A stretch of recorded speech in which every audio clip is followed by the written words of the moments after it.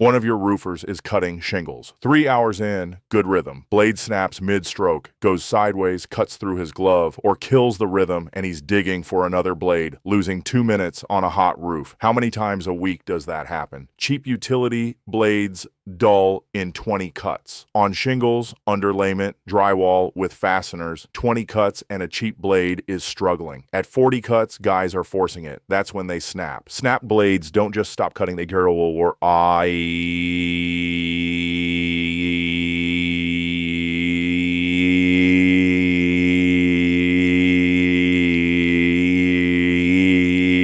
onto the roof, into a pouch, into a hand. Here's the math. Standard utility blades run 21 cents each. Your roofer burns 5 in the morning. $1.05 plus time loss swapping. 5 days a week.